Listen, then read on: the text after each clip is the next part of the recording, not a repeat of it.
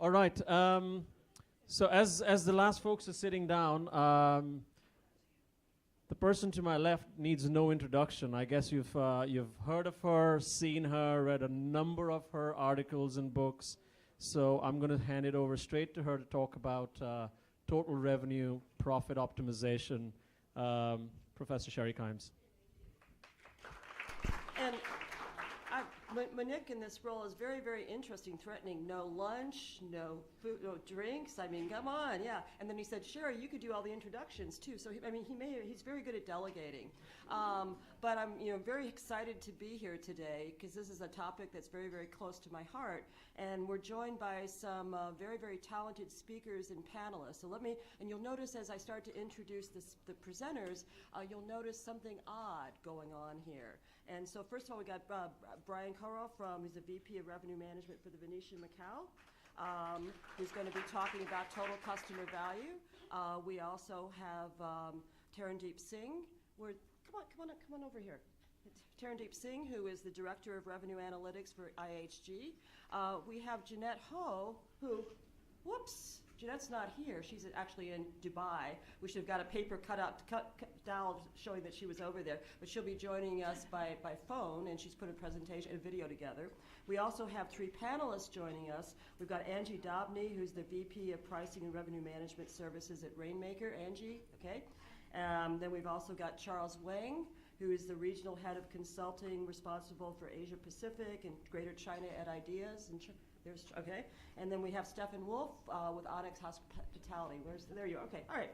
And so what we're going to do is I'm going to just kind of start off with setting the stage, and then we'll turn over to Brian, and then we'll turn over to Tarandeep, and then we will go live to Jeanette in Dubai. And what time is it there anyway? I think it's 7 hours time difference. So only 4? Okay, so she's no excuse for her not to be awake.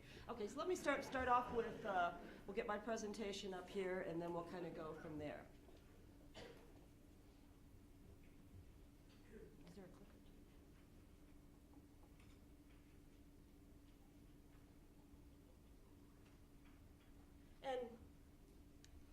And I kind of have a split personality.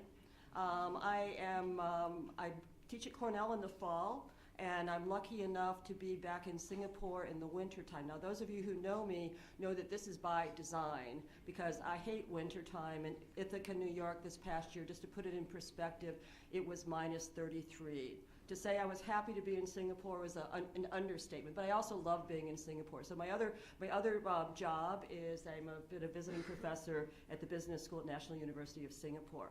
And I've been looking at total hotel revenue management for a long time, and this is from a study that I did. This is like 5 years ago, which this kind of gets into some questions we should be asking ourselves. Okay, what's revenue management going to look like 5 years from now? And you can see on here more strategic, more use of technology, more competition. You see total hotel revenue management. It's like, okay, all right, and we could say, well, we're still, if I do the same study, which I'm planning on doing this year, I think we probably pretty much come out with the same things. And so my question then becomes, so why are we not doing all of these things yet? But we'll get to that in a moment. That's a good question for the panelists.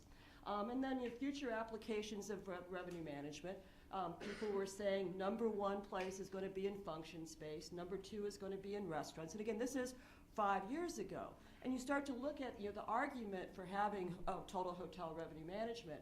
If you look here in Singapore, these are some numbers from last year, but you can see here in terms of, okay, from a revenue perspective, rooms being about 65%, F&B being about 30%, telephone is probably non-existent now, and you can see the various contributions. And so you could see why we've had the focus on rooms, because that provides the majority of the contribution.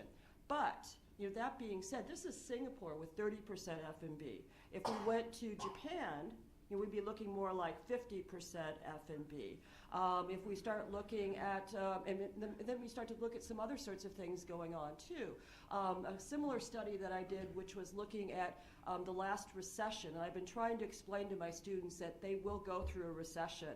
And they look at me in disbelief, but I think they're basic. I said, just hope it doesn't happen when you're graduating. That's all you really, but talking about, okay, what do you need to do during a recession?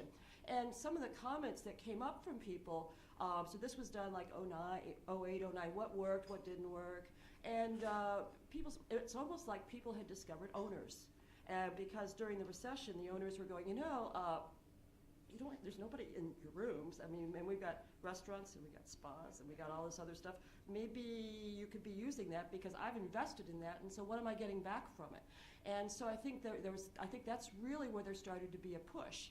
And so, when you look at this, I mean, in terms of, the way I look at revenue management, it's all, space and price and customer and time. And I should have brought my students for their final project did videos rather than presentations. And if I should show you some of their videos. I'll have to do that on the side because I think they would be horrified if I showed it to a whole group like you.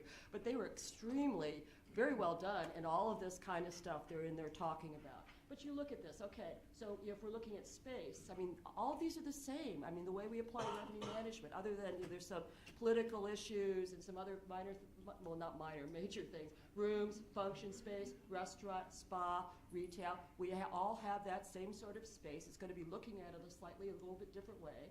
We start looking at the price, okay, different room rates for function space. What are the different revenue streams? What packages are they buying? For restaurants, what are the menu prices? What are people buying? What kind of bundling are we doing? For the spa, what's the menu? What are people buying? What are the prices? In retail, the same kind of thing. And then the time, okay. So for rooms, we're very used to, well, most of us still sell rooms by the day, though I have some wonderful signs of places that sell by the 2 hours, and no, they were not that type of hotel. But that's actually interesting too, because some hotels now, city hotels, are starting to have day packages because people who might want to go in and go shopping, go out for dinner, but they don't want to spend the night. So we're slicing and dicing things a little bit differently. Function space. Function space, what do we sell? Well, we sell day parts. Well, then the next question is, well, what's a day part? The answer to that is, well, it depends, right? It depends on which hotel you're at. And so should it be? Well, maybe it should be hour, but we're not, we're not quite there yet. At a restaurant, now that's another interesting one. Are we selling time at a restaurant? Yeah, we actually are, but we're not doing it, we can't really just say, and how long will you be needing the table? Now, what's very interesting with the time, those of you who are living here in Singapore, there's the new museum that's opening up, the Natural History Museum. Have any of you read the stories in terms of how they're going to be pricing? They're pricing for, you got to buy your tickets online. They have rate fences, Singaporean, non-Singaporean, young, old kind of thing, normal stuff. The ticket is for an hour and a half. So they have basically six viewings a day. And it's causing a little bit of controversy, because shouldn't I go to the museum and be able to just enjoy it? Of course, I saw it and I went, oh, very, very slick. But what they're trying to do is they've looked at, okay, we've looked at how long we expect people to stay, what the experience is going to be, and let's sell it for that length of time. Spa, okay, what do we sell in spa? Well, it could be a 15-minute shoulder rub, it could be an hour, it could be an hour and a half. Retail don't really sell time so much, but you're still looking at how long are people staying in the retail and how long before they stop spending, right? Because if you look at a company like Disney, Disney is looking at, after a certain length of time, you run out of money, to put it quite crassly. And so, what's kind of the optimal time for people to be in there? But then, this is all great for me to talk about. Here I am, college professor and all that kind of stuff. But the issue here is, how are we going to do this? I mean, so what's going on in various companies, and then what are the various challenges? And so I'm going to turn it over to Brian, and he's going to be talking about total customer value at the Venetian in Macau, and then we're going to be talking with Tarandeep, who's going to be talking about function space at IHG, and Jeanette's going to be talking about restaurant revenue management at Fairmont Raffles. So turn it over to Brian.